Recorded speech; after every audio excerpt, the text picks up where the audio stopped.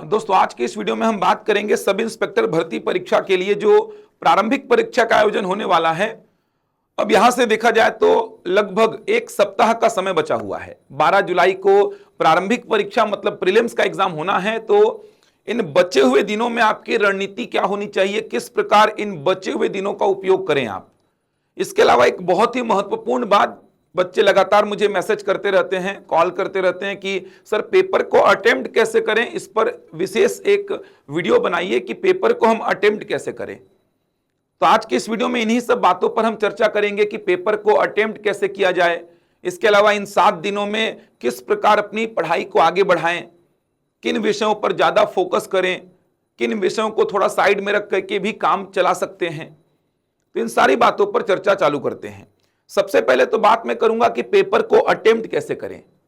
100 प्रश्न आने हैं, आप सभी जानते हैं। और सबसे बड़ी बात है कि नेगेटिव मार्किंग इसमें नहीं है, और नेगेटिव मार्किंग नहीं होने की वजह से पूरा समीकरण बदल जाता है। जिस पेपर में नेगेटिव मार्किंग नहीं होता है उसमें पूरा का पूरा समीकरण बदल जाता है। पढ़ने वाले बच्चे बाहर भी हो जाते हैं, और जो एवरेज या फिर मतलब देखा जाए तो कुछ तुक्का लग जाता है तो वो बच्चे अंदर भी हो जाते हैं। ऐसा भी देखने को मिलता है जब माइनस मार्किंग नहीं होती है।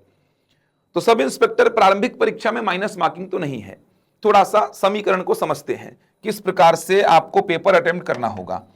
सबसे पहले अगर मैं बात करूं तो कि 100 प्रश्न आने हैं। 100 प्रश्न आने हैं। मैथ्स और रीजनिंग भी इसी 100 प्रश्न में शामिल होने वाला है। मैथ्स और रीजनिंग भी 100 प्रश्न आने हैं। आप सभी जानते हैं प्रत्येक प्रश्न 3 अंक का है, मतलब टोटल 300 नंबर का यह पेपर होने वाला है। टोटल 300 नंबर का पेपर होगा। सही उत्तर के लिए आपको 3 नंबर मिलेगा, गलत के लिए नेगेटिव मार्किंग नहीं है। ये सबसे बड़ा लॉस है पढ़ने वालों के लिए। पढ़ने वालों के लिए सबसे बड़ा लॉस है ये कि नेगेटिव मार्किंग नहीं है। सर 2 घंटे का समय है, समय को भी मैनेज करना है। 2 घंटे में 100 के 100 प्रश्न लगाने भी हैं, क्योंकि नेगेटिव मार्किंग है नहीं तो 100 के 100 प्रश्न लगाने भी हैं। ओएमआर सीट को भरना भी है, दूसरा इंपॉर्टेंट काम। समझ आ रहा है, ये बहुत ही महत्वपूर्ण बात है। तो कैसे किया जाए, क्या किया जाए जिससे कि सर मेरा चांस हो कि मैं पेपर को अगर पढ़ा हूं तो अच्छा कर पाऊं मैं। तो सबसे पहली बात तो ये समझिए कि इसमें 35 प्रश्न आने हैं भारत के सामान्य अध्ययन से, जो कि पूरा थ्योरेटिकल पार्ट है। पूरा थ्योरेटिकल पार्ट। एक आध प्रश्न हो सकता है फिजिक्स केमिस्ट्री का, थोड़ा न्यूमेरिकल पार्ट का दे दे, लेकिन उम्मीद नहीं के बराबर है। मतलब 35 के 35 प्रश्न पूरे थ्योरेटिकल हैं। 25 प्रश्न आएंगे छत्तीसगढ़ के सामान्य ज्ञान से, ये भी पूरे के पूरे थ्योरेटिकल ही हैं। इसके बाद आप देखेंगे तो 10 प्रश्न हिंदी के हैं इसमें, ये भी पूरा थ्योरेटिकल। 5 इंग्लिश के हैं, 5 कंप्यूटर के, 10 मैथ्स के हैं और 10 रीजनिंग के। व्यापम एग्जाम लेता है तो सेक्शन वाइज पूरा पेपर देता है। मतलब सेक्शन वाइज पेपर देने का मतलब कि 35 प्रश्न पूरा पूरा आपको दे देगा वो सामान्य अध्ययन का, भारत का सामान्य अध्ययन का। उसके बाद अगला सेक्शन में 25 प्रश्न पूरा देगा छत्तीसगढ़ के सामान्य ज्ञान का। ऐसा सेक्शन वाइज देता है तो दिक्कत नहीं होती है। आप पूरा भारत के सामान्य अध्ययन को पहले डील कर लो, छत्तीसगढ़ के सामान्य ज्ञान को डील कर लो। पीएससी भी देखा जाए तो आजकल ऐसे ही दे रहा है, जैसे एडीआई का पेपर अगर आपने देखा होगा, एडीआई का थोड़ा समझना, ये वीडियो बहुत काम का है। इस वीडियो को पूरा देखेंगे ना तो 3-4 प्रश्नों का तो फायदा हो ही जाएगा आपको। जो आप गलत करके आते वो सही करके आएंगे इस पूरे वीडियो को देखेंगे तो। एडीआई का पेपर अगर आपने देखा होगा, सहायक संचालक उद्योग प्रबंधक, ये जो इंडस्ट्रीज में जो असिस्टेंट डायरेक्टर का जो रिक्रूटमेंट किया था पीएससी ने पिछले साल, उसकी बात कर रहा हूं। पीएससी का एग्जाम था, पीएससी का वनडे एग्जाम, बहुत बड़ा एग्जाम था, क्लास 2 का पोस्ट था ये। तो यहां पर आप देखेंगे तो 150 प्रश्नों का एक प्रश्न पत्र था, जिसमें 50 प्रश्न पूरे छत्तीसगढ़ के थे, एकदम सेपरेट दिए गए थे लाइन से। 50 प्रश्न छत्तीसगढ़ के, 65 प्रश्न थे मैथ्स और रीजनिंग के। 65 प्रश्न पूरे मैथ्स और रीजनिंग के थे। इसके अलावा 35 प्रश्न में आपका लैंग्वेज और कंप्यूटर था, लैंग्वेज और कंप्यूटर। तो ऐसे सेक्शन वाइज ही दिए गए थे। मतलब 50 प्रश्न लाइन से दिए गए थे छत्तीसगढ़ के, 65 प्रश्न लाइन से मैथ्स और रीजनिंग के, और लास्ट में 35 प्रश्न लाइन से। और उसमें भी लाइन से हिंदी के प्रश्न पूरे सेपरेट, समझ आ रहा है, अंग्रेजी के प्रश्न पूरे सेपरेट, कंप्यूटर के प्रश्न पूरे सेपरेट, ऐसा पूरा सेपरेट दिया हुआ था। तो आप ये मान के चलिए कि आपको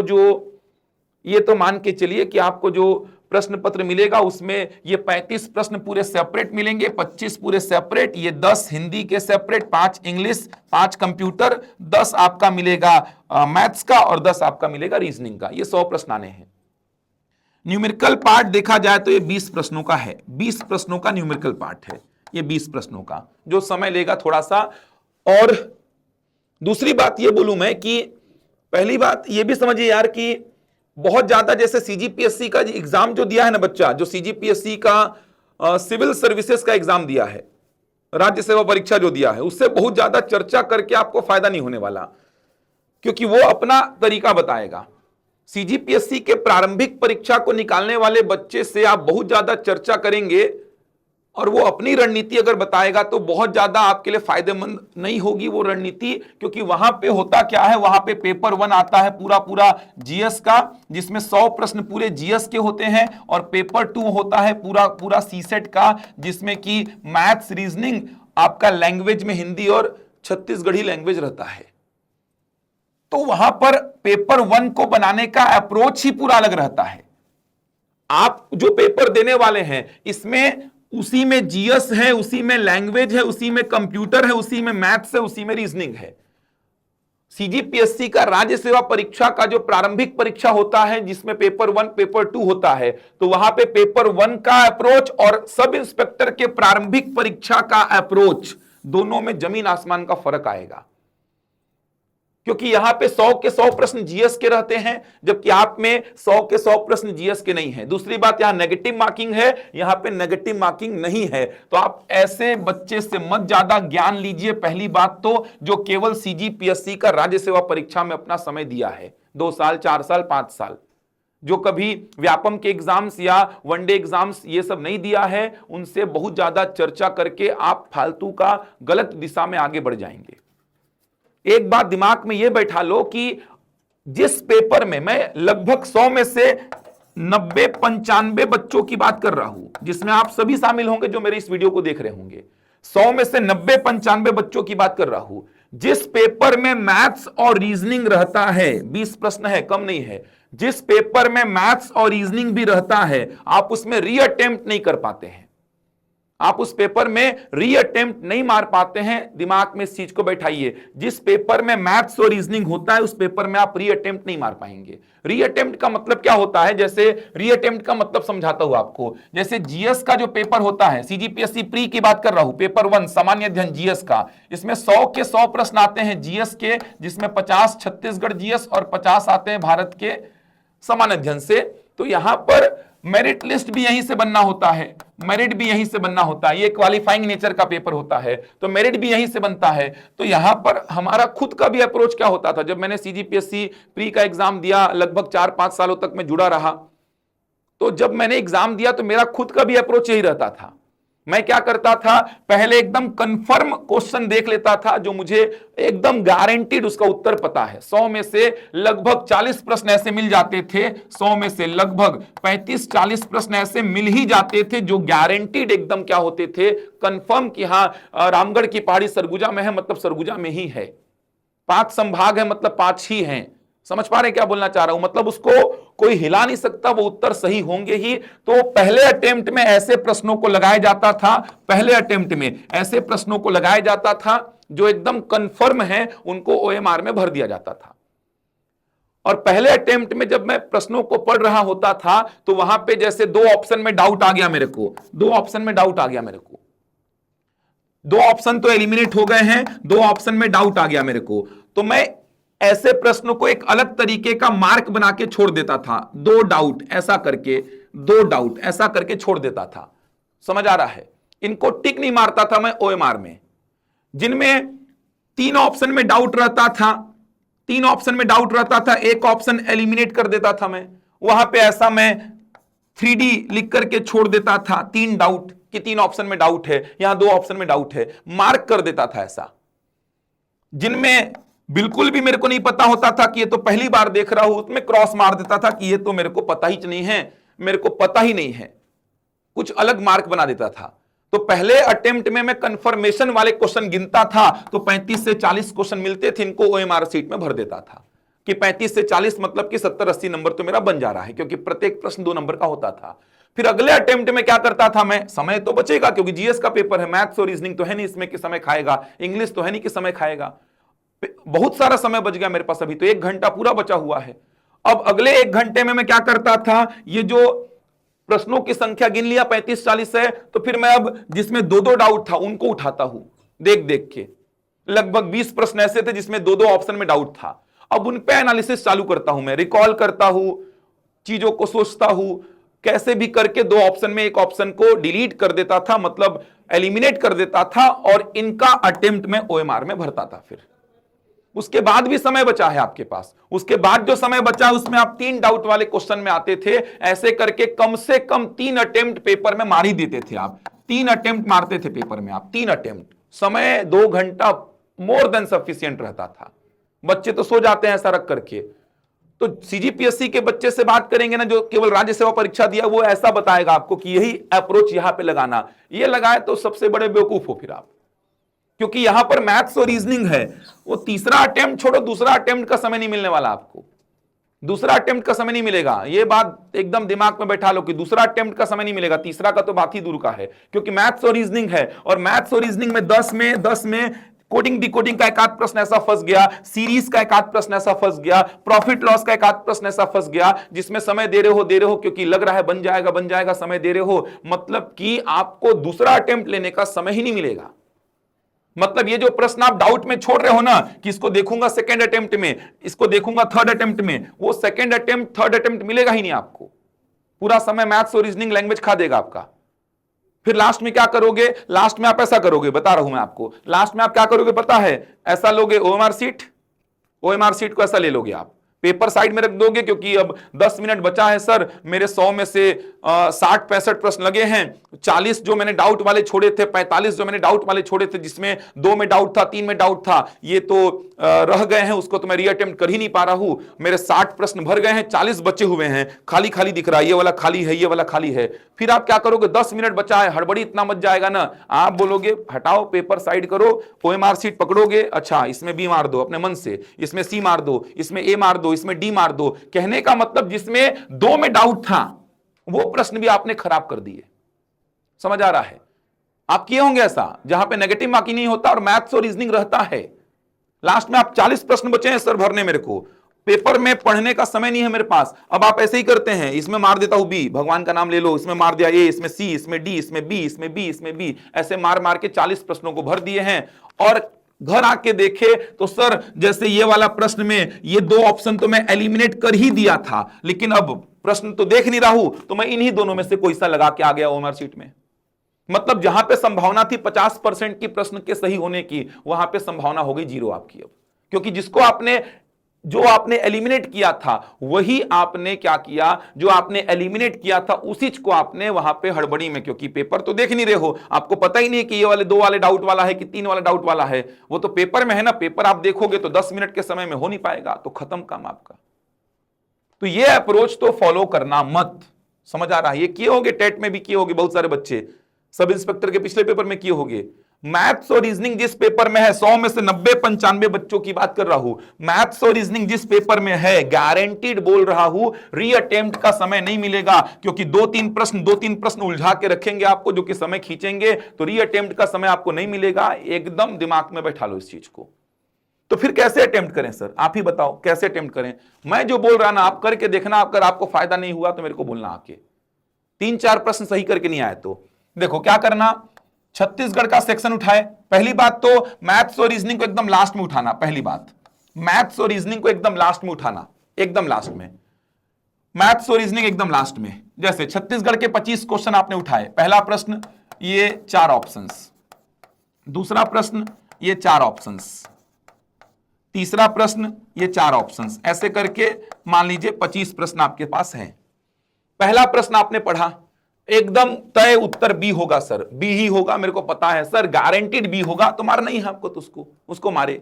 सेकंड ऑप्शन, सेकंड क्वेश्चन में आए, सर 2 में डाउट आ रहा है सर, क्वेश्चन को पढ़ा, 2 में डाउट आ रहा है, 2 में डाउट आ रहा है, ए और डी तो नहीं होगा सर, ये तो तय है, 2 में डाउट आ रहा है, 2 में डाउट चल रहा है, 2 में डाउट चल रहा है सर, कमार होगा कि उराव होगा, कमार होगा कि उराव होगा, बाकी दो तो नहीं होंगे सर। बैगा पंडो तो मैं हटा दिया, कमार उराव में चल रहा है कि सर 4 में से 2 तो एलिमिनेट कर दिया, 2 में डाउट आ रहा है, वहीं पे मार देना उसको। जो पहली बार आपका मन बोले कि कमार तो कमार मार दो, उराव तो उराव मार दो। दोबारे इसमें नहीं आ पाओगे आप, रीअटेम्प्ट नहीं आ पाएगा आपका इसमें, तो वहीं पे मारना, वहीं पे, क्योंकि समय तो आप ऑलरेडी दे चुके हो इस प्रश्न में, तो वहीं पे लगाओ ना। दोबारे क्या ही झंडा गाड़ लोगे आप यहां पे आके यार, दोबारे रीअटेम्प्ट में भी कौन सा झंडा गाड़ लोगे, वहीं पे तुरंत एक्शन लेना है आपको। 4 में से 2 में डाउट है, वहीं पे लगाओ, कमार उराव ज्यादा संभावना किसका है, ये सब में आप सोच विचार कर लो। और थोड़ा पहले बार आपके मन में जो बात आई, क्योंकि जब पढ़ते हैं रटते हैं ना, तो आप बोल बोल के रटते हैं, तो आपके जैसे ही आपने प्रश्न को पढ़ा तो मुंह से ऐसा निकलता है आपकी कमार होगा, तो उसी को मारना। बहुत ज्यादा सोच विचार करोगे तो गलत मार के आ जाओगे, क्योंकि आपके सबकॉन्शियस माइंड में बैठा होता है। जैसे पढ़ते हैं सरहुल उराव का है, उराव का है, उराव का है, तो सरहुल उराव ऐसा मुंह से निकलता है। तो डाउट आ रहा है तो पहली बार में जो आपके मुंह से निकला, जो आपका दिल बोला, मन बोला, उसको लगा देना। सबसे इंपॉर्टेंट बात, लगाना है, छोड़ना नहीं है, लगाना है, छोड़ना नहीं है, बोल रहा हूं मैं। इसको भी लगाए। ऐसे करके तीसरे प्रश्न में आए। तीसरे प्रश्न में सर एक ही ऑप्शन एलिमिनेट हो रहा है, 3 में डाउट आ रहा है। अब डाउट है तो मार के वहीं पे नक्की करना, उसको मार के नक्की करो, दोबारा आना ही नहीं है मेरे को, मार के नक्की करो। चौथे प्रश्न में आया सर, चौथे प्रश्न में चारों ऑप्शन में डाउट है, मान लो मेरे को चारों ऑप्शन में डाउट है, चारों ऑप्शन में डाउट है, तो तुक्का जो मार रहे हो मार के नक्की करो, वहीं पे तुक्का मार के नक्की करो। समझ आ रहा है? ऐसे करके 25 के 25 प्रश्न पूरे छत्तीसगढ़ के लगने चाहिए आपके। भरो मत अभी ओएमआर में। उसके बाद 35 प्रश्नों में आ जाओ, 35 प्रश्नों में आ जाओ। या ओएमआर का यूज करना है तो आप 25 बनाए, 25 को ओएमआर में भर दो। आप खुद सोचो ना यार, 4 में जो 2 में डाउट था, वो रीअटेम्प्ट में आकर के कोई आपको बता तो नहीं देगा कि कमार ही होगा यार, कि उराव ही होगा। वहां पर भी तो आप यही सब सोचोगे ना कि मेरे मन में पहली बार कमार आया, मेरे मन में पहली बार उराव आया, यही तो सोचोगे ना आप वहां पे। ये तो नहीं सोचोगे कि कोई आपको जानकारी आके दे देगा कि कहीं ना कहीं आप बना लोगे। उस समय तो और हड़बड़ाहट में गलत होगा। तो वहीं पे मारो, वहीं पे। पहली बात तो मैथ्स और रीजनिंग इसी पेपर में है, 2 घंटे का समय है, तो आपको रीअटेम्प्ट का मौका नहीं मिलेगा। और मिल भी जाता मान लो, तो क्या ही झंडा उखाड़ते आप यहां पे। समझ आ रहा है? आप तो मारते ना, उस समय भी तो आके वही करते। और जिसमें नेगेटिव मार्किंग नहीं होता है, उसमें बच्चे लास्ट में फिर वही सब तमाशा करते हैं, वही मार रखते हैं और मारते हैं BACD ऐसा मारते रहते हैं, ना प्रश्न का आता पता ना कुछ। उससे बचना है आपको। 4-5 प्रश्न आपके निकलवा दूंगा इससे, अगर ये तरकीब आप लगा के देखेंगे तो 25 के 25 को मारना है। अब 3 में डाउट है तो भाई यहां पे तो चांस लेना ही पड़ेगा, तो लो ना लगे हाथ यार। 4 में डाउट है तो यहां तो तुक्का वैसे भी मारना है, तो मार ही दो फिर, तुक्का लगे हाथ। मतलब 25 के 25 आप छत्तीसगढ़ के बना लिए, इसको तुरंत OMR में भर दो। उसके बाद 35 में आओ, 35 में भी सेम यही टेक्निक अपनानी है। उसके बाद 10 हिंदी के आओ, यही टेक्निक, 5 इंग्लिश में यही टेक्निक, 5 कंप्यूटर में यही टेक्निक। मैथ्स में ये टेक्निक मत अपनाना, मैथ्स में ये टेक्निक नहीं अपनाना है आपको। रीजनिंग में ये टेक्निक नहीं अपनाना है। मैथ्स और रीजनिंग में आप ये टेक्निक नहीं अपनाएंगे। मैथ्स में क्या करेंगे, समय बचा है, पहला बना लिए, दूसरा नहीं बन रहा है, तुक्का मत मारना, होल्ड पे रख दो। तीसरा बन गया, बना लिए। चौथा बना लिए, 5वां नहीं बना, होल्ड पे डाल दो। जो बन रहा है उसको बनाओ। 10 ही प्रश्न है। 8 बन गए सर, 10 में 2 नहीं बने, ठीक है, 8 को आप OMR में डाल दो, 2 को रखे रहो, अभी उसको कुछ मत करो। रीजनिंग में आ जाओ। पहले आप रीजनिंग कर लेना, मैथ्स अगर आपको लास्ट में करना है तो मैथ्स को लास्ट में कर लो, रीजनिंग को पहले कर लो। चलो रीजनिंग पहले कर लेना, रीजनिंग ज्यादा आसान रहता है। रीजनिंग में भी सर मेरे से 8 बन गए, 8 बन गए, 2 नहीं बन रहे हैं, 8 को फटाफट OMR में डाल दो, 2 को तुक्का मत मारो। इतना हो गया। अगर समय बचा है तो इन दोनों प्रश्नों पर थोड़ा मेहनत कर लो। नहीं बचा है तो फिर तुक्का मार के आ जाओ। समय है तो मेहनत कर लो, नहीं है तो तुक्का मार के आओ। ये प्लानिंग के साथ जाके देखना एक बार आप लोग। समझ आ रहा है? हम लोग डेली अपडेट हो रहे हैं, हम लोग जानते हैं भाई इतने सारे एग्जाम, शिक्षक है, सब इंस्पेक्टर है, कि हॉस्टल वार्डन है, कि अमीन पटवारी है, कि मंडी सब इंस्पेक्टर है, व्यापम के कंबाइन एग्जाम की तैयारी कराए हैं, PSC के एग्जाम की तैयारी करा रहे हैं, सेंट्रल के एग्जाम की तैयारी करा रहे हैं। डेली हर एक अलग अलग पेपर को देखते हैं। हमसे पूछो कि किस प्रकार से पेपर को अटेम्प्ट करना है। तो अब हमने एग्जाम भी दिया, ऐसा नहीं कि हमने दिए नहीं है, निकाले नहीं है। व्यापम के एग्जाम निकले हैं, रैंक 1 तक आई है, तो निकले हैं एग्जाम निकलने के लिए। और अभी तो एकदम अपडेट है, हम लोग जुड़े हुए हैं। बच्चे क्या है ना, बड़े बड़े लोगों से मिलते हैं, मतलब मुझे कभी कभी लगता है ना कि मूर्खता करते हैं। जो सिलेक्शन लिया है वही मेरे को बताएगा कैसे पढ़ना है, वो मेरे को बताएगा इंग्लिश कैसे ठीक करूं, वो मेरे को बताएगा गणित कैसे ठीक करूं। अरे वो क्या बताएगा यार, गणित कैसे ठीक करना है गणित का टीचर आपको बताएगा, इंग्लिश कैसे ठीक करना है वो इंग्लिश का टीचर आपको बताएगा। आपके सामने कोई सिलेक्टेड व्यक्ति बैठ जाता है तो आपको लगता है वही ज्ञान देगा, उसी के ज्ञान के थ्रू मैं निकाल लूंगा। वो सिलेक्टेड व्यक्ति आपके टीचर के ज्ञान से निकाला है, वो सिलेक्टेड व्यक्ति आपके टीचर का हेल्प लेके निकाला है, इस बात को मत भूलो आप। तो आप गणित नहीं बनता तो गणित के टीचर से बात करो, हिंदी नहीं बनता हिंदी के टीचर से बात करो। पेपर अटेम्प्ट कैसे करना है, आप सीजीपीएससी का कोई एग्जाम निकाल के डिप्टी कलेक्टर बन गया है, आज तक उसने एसआई का सिलेबस नहीं देखा है, एसआई का स्ट्रक्चर नहीं पता, आप उसको बोलेंगे एसआई के पेपर में पहले अटेम्प्ट क्या करूं, तो यही बोलेगा कि अरे यार तुक्का मत मारना, रीअटेम्प्ट करना दूसरे बार आके। आप रीअटेम्प्ट के चक्कर में बर्बाद हो गए। समझ आ रहा है? तो ये सब चीजें थोड़ा सा ध्यान से आप इन चीजों को लेके चलिए। ये बहुत काम की बात है। ये आपके 3-4 प्रश्नों का उत्तर सही करवा के आएंगे। देखना पेपर दे के आके मेरे को बोलोगे कि सर 3-4 प्रश्न जो है ना वो आपके वजह से हमारे सही हो गए। सोचो ना यार, जिसमें 2 में डाउट था उसको आप जो एलिमिनेट किए थे उसको गलती से मार के आ गए, क्योंकि आप लास्ट में पेपर नहीं देख रहे हो। ये हुआ होगा, आप लोग रियलाइज भी कर रहे होंगे कि मैं सही बोल रहा हूं। ये हुआ हो, हमारे साथ हुआ है सर, इससे पहले हमने पेपर दिए उसमें ऐसा हुआ है। तो ये सब का अप्रोच अलग अलग, पेपर का अप्रोच अलग अलग होता है यार। तो सब इंस्पेक्टर के एग्जाम में नेगेटिव मार्किंग नहीं है, मैथ्स और रीजनिंग है, इसीलिए अप्रोच मैं ऐसा बता रहा हूं। शिक्षक भर्ती का अप्रोच अलग रहेगा, सीजीपीएससी प्री के जीएस का अप्रोच अलग रहता है, मेंस का अप्रोच अलग रहता है, हर अलग अलग एग्जाम का अप्रोच अलग अलग रहता है। वो इसके स्ट्रक्चर और सिलेबस पे डिपेंड करता है क्या है। तो ये एकदम सही तरीका, एकदम शानदार तरीका बताया, उस तरीके को फॉलो करना जो तरीका बताया हूं। और बचे दिनों में किस प्रकार पढ़ाई की जाए इस पे मैं एक और वीडियो लेकर के आऊंगा। इस वीडियो में मैंने पेपर अटेम्प्ट कैसे करना ये बताया है, और ओएमआर को भरते जाना। लास्ट में क्या है ना, प्रेशर हो जाता है, लास्ट में प्रेशराइज हो जाते हैं और गलतियां होती हैं। आप एक एक सेक्शन को सॉल्व करते जाओ, ओएमआर में भरते जाओ, एक एक सेक्शन को सॉल्व करो, ओएमआर में भरो। मैथ्स में तुक्का मत मारना, मैथ्स में जितना बनता है बनाओ, जो नहीं बनता उसको होल्ड पे डालो। रीजनिंग में जितना बनता है बनाओ, जो नहीं बनता उसको होल्ड पे डालो। लास्ट में समय बचा तो इन पे थोड़ा काम कर लो, दिमाग दौड़ जाता है, उत्तर आ जाता है। नहीं बचा है तो इनको तुक्का मार के आना ही है, छोड़ के नहीं आना है। मैथ्स और रीजनिंग में किसको पहले बनाए, रीजनिंग को पहले बना लेना। रीजनिंग थोड़ा सा मैथ्स की तुलना में आसान ही रहता है। मैथ्स में किसी में समय लग रहा है कि सर ये समय लग रहा है, नहीं बन रहा है, छोड़ो, तुरंत आगे बढ़ो। रीजनिंग में सर कोड को डिकोड नहीं कर पा रहा हूं, अजीब टाइप का कोड है सर, आगे बढ़ो। समझ आ रहा है? मतलब 100 के 100 प्रश्न आपको देखे हुए होने चाहिए एग्जाम में। ये नहीं बाहर आके अच्छा 5 ठो ये था, ये तो बन जाता, ये सब चीजें नहीं होनी चाहिए। समझ आ रहा है? 100 के 100 प्रश्न। मैथ्स में समय लग रहा है, नहीं बनेगा सर, समय लगेगा, छोड़ो ना, आगे बढ़ो। तो 2-3 ऐसे हो गए जो बन सकते थे, समय लगेगा, उसको छोड़ दिया हो। रीजनिंग में 2-3 कोड डिकोड हो जाएंगे सर, लेकिन उसमें समय लगेगा, अभी छोड़ दिया हो। 2-3 इधर से 2-3 इधर से बचेगा। मान लो अब लास्ट में 5-7 मिनट का समय बचा है, ओएमआर पूरा भरा हुआ है, तो टेंशन ज्यादा है नहीं, क्योंकि ओएमआर मैंने साथ ही साथ भरते आई है, तो ओएमआर का टेंशन है नहीं। अब इन दोनों चारों प्रश्नों पर काम करो। अगर ये 2-4 प्रश्न का लॉजिक मिल जाता है, उत्तर आ जाता है तो लगा दो, नहीं आता है तो 4-5 प्रश्न में तुक्का मारने में कितना ही समय लगेगा। वो तो खड़ी है मैडम बगल में लेने के लिए पेपर को मेरे से, तो भी मैं 4-5 प्रश्नों में तुक्का उसके खड़े खड़े मार दूंगा, नहीं दूंगा पेपर को, 4-5 प्रश्नों में तुक्का मार दूंगा मैं। ये करना है काम आपको। समझ आ रहा है? तो इस पर थोड़ा सा विचार करिएगा। ये मेरा एनालिसिस रहता है। बाकी आप सोच सकते हैं अपना, अगर आपके पास कुछ खास अलग है तो बिल्कुल आप अपने हिसाब से चलिए। मेरा सुझाव तो ये रहेगा, सब इंस्पेक्टर प्री में जहां पे नेगेटिव मार्किंग नहीं है, मैथ्स और रीजनिंग है, दूसरे एग्जाम में इसको लागू नहीं करेंगे, ध्यान रखिएगा। चलिए, तो मैं मिलूंगा आपसे अगले वीडियो में। कुछ और चीजें मैं सब इंस्पेक्टर प्री के एग्जाम से पहले बहुत कुछ चीजें मैं लेकर के आऊंगा। देखना, जो यूज करके आप 5-7 प्रश्न कहीं ना कहीं आप जो गलत करने वाले थे, छोड़ने वाले थे, उसको सही करके आओगे। तो मिलूंगा आपसे अगले वीडियो में। धन्यवाद।